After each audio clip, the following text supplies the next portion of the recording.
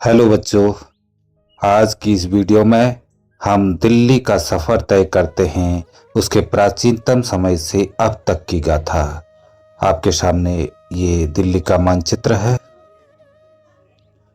दिल्ली भारतवर्ष की राजधानी, जिसे गालिब ने दुनिया का दिल कहा था, जवाहरलाल नेहरू ने गणराज्यों की नर्सरी कहा था, तो विलियम डेलरिम्पल ने जिन्नों का शहर कहा या उन जिन्नों के शहर की उपाधि दी थी। भारत में रहने वाले लोगों का एक बहुत बड़ा तबका जिस शहर में निवास करता है, भारत की आन बान और शान, दिल्ली का सफ़र एक बहुत ही लंबा सफ़र है जो महाभारत काल से शुरू होकर आज तक बस चला ही जा रहा है। आइए आज इस वीडियो में हम अपने देश की राजधानी के बारे में समझते हैं।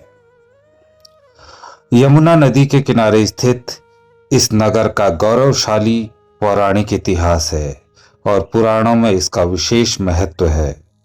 यह भारत का एक अति प्राचीन नगर है। दिल्ली का उद्गम महाभारत काल के इंद्रप्रस्थ से माना जाता है। इंद्रप्रस्थ, जी हाँ, जिस नगर की स्थापना महाभारत काल में पांडवों ने की थी और जिसका आधुनिक नाम नई दिल्ली है।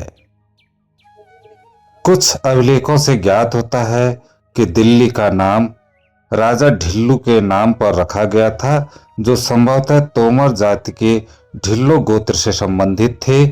और कुछ अभिलेखों द्वारा बताया जाता है कि मेहरौली स्थित लौह स्तंभ को एक तोमर वंश के राजा अनंगपाल ने इसे किल्ली बनाकर धरती पर गाड़ने की कोशिश की थी। तब किल्ली रह गई, ढिल्ली से दिल्ली नाम पड़ा। 8वीं शताब्दी में तोमर राजवंश ने दिल्ली में शासन किया और लाल कोट, जिसे वर्तमान में मेहरौली कहते हैं, को अपनी राजधानी बनाया। 12वीं शताब्दी में अजमेर के चौहान राजाओं में सम्राट पृथ्वीराज चौहान ने तोमरों को हराकर लालकोट पर अधिकार कर लिया और इसे किला राय पिथौरा नाम दिया या राय पिथौरा नाम दिया। 1152 में तराइन का दूसरा युद्ध मोहम्मद गौरी से हारने के बाद चौहानों का अंत हुआ। तब मोहम्मद गौरी अपने एक गुलाम कुतुबुद्दीन ऐबक को दिल्ली का गवर्नर नियुक्त करता है। उसके बाद 1206 ईस्वी में कुछ शिया विद्रोहियों और हिंदू खोखरों, जो कि हिंदू राजपूत थे, द्वारा सिंधु नदी के किनारे दमयक नामक स्थान पर मोहम्मद गौरी की हत्या कर दी गई और तब कुतुबुद्दीन ऐबक, जिन्हें मोहम्मद गौरी ने दिल्ली का गवर्नर बनाया था, वो बन जाते हैं दिल्ली के सुल्तान। इन्हें एक न्यायप्रिय शासक भी माना जाता था और 1210 में कुतुबुद्दीन ऐबक की लाहौर में पोलो खेलते समय घोड़े से गिरकर मृत्यु हो गई। कुतुबुद्दीन ऐबक ने दिल्ली में कुतुब मीनार का निर्माण शुरू करवाया, लेकिन इसे पूरा नहीं कर सका। उसके उत्तराधिकारी कौन था? इल्तुतमिश ने इसे पूरा किया। गुलाम वंश का शासन 1236 ईस्वी तक चला या 1236 ईस्वी में समाप्त हो गया। गुलाम वंश के बाद उदय हुआ खिलजी वंश का, जिसमें सबसे ताकतवर शासक था अलाउद्दीन खिलजी। इसी काल के दौरान हौज खास का निर्माण करवाया गया, जिसे सीरी किले तक पानी पहुंचाने के लिए बनाया गया था। खिलजियों का शासन 1320 तक चला। दिल्ली के सुल्तानों में खिलजियों के बाद अगला बड़ा नाम जो आता है वो आता है तुगलकों का, जिनके शासनकाल में तुगलकाबाद बना। तुगलकों में जो था बड़ा नाम था वो क्या था? मोहम्मद बिन तुगलक का, जो अपनी राजधानी को दिल्ली से दौलताबाद ले गया। मोहम्मद बिन तुगलक के बारे में एक किस्सा ये भी है कि उन्होंने चमड़े के सिक्के चलवाए। तुगलकों ने तुगलकाबाद के अलावा वो हिस्सा भी बनाया जहां आज फिरोज शाह कोटला स्टेडियम है। इस हिस्से को फिरोज शाह तुगलक ने बनवाया जिनके नाम पर इस स्थान को फिरोजाबाद भी कहा गया। यही वो शहर था जिस पर तैमूर लंग ने आक्रमण किया। दिल्ली के बारे में ये बात प्रसिद्ध है कि दिल्ली को अनेकों बार लूटा गया। दिल्ली से खजाने की लूट में तैमूर लंग भी दिल्ली आ पहुंचा। दिल्ली से खजाने की लूट में या लूट की चाह में जो है तैमूर लंग भी दिल्ली आ पहुंचा। तब दिल्ली में बादशाह नसीरुद्दीन मोहम्मद शाह का शासन था। उनका तैमूर लंग के साथ 17 दिसंबर 1398 को युद्ध हुआ। यह एक बड़ा भयानक युद्ध था। इस युद्ध में तैमूर ने युद्ध के अगले 3 दिनों तक विरोधी सैनिकों के खोपड़ियों की एक मीनार बनवा दी और जिस्म को जो है चील कौवों को खाने के लिए छोड़ दिया। तैमूर जो है महज 15 दिन ही दिल्ली में रहा और दिल्ली को इस कदर लूट कर ले गया कि दिल्ली लगभग 100 साल पीछे चली गई। तैमूर के जाने के 1.5 दशक बाद ही तैमूर वंश का भी पतन हो गया।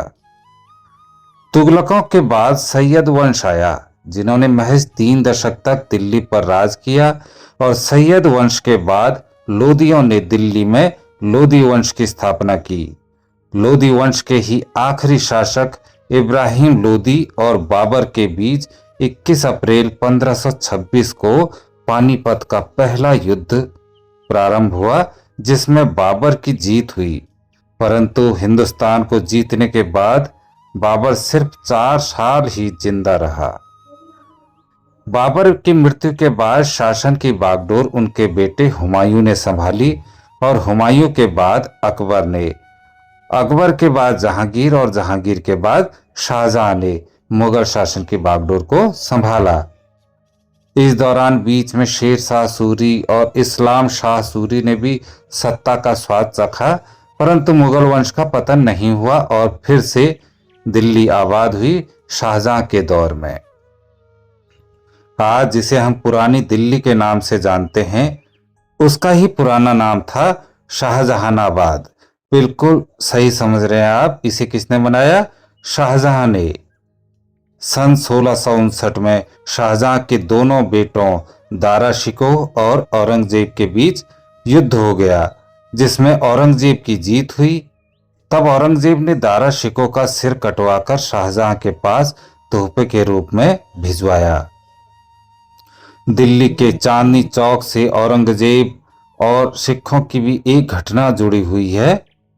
सिखों का गुरुद्वारा जो है शीशगंज साहिब उसी जगह पर बना है जहां औरंगजेब के आदेश पर सिखों के 9वें गुरु जो थे तेग बहादुर जी, उनकी हत्या करवा दी गई थी। वहीं पर जो है शीशगंज साहिब की स्थापना की गई है। औरंगजेब की मृत्यु के बाद मुगलों की शान भी समाप्त होने लगी, साथ ही दिल्ली के बुरे दिन फिर से शुरू हो गए।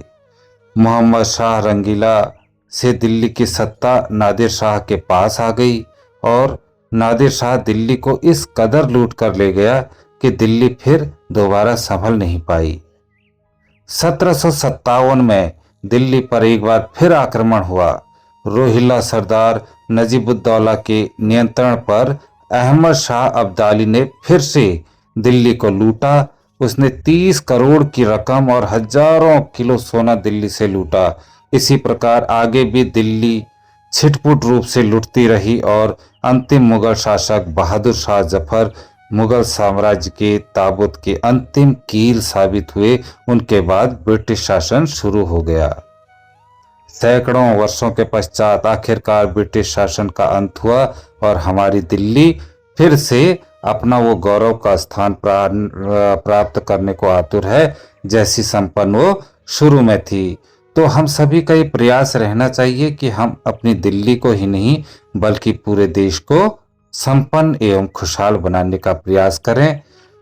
ब्रिटिश काल की जो आंदोलन और युद्ध थे उनके बारे में बच्चों हम कभी अन्य वीडियो में बात करेंगे। तो अगर वीडियो अच्छी लगी तो प्लीज़ इसे सब्सक्राइब करें, लाइक करें, शेयर करें। Thank you. Have a nice day.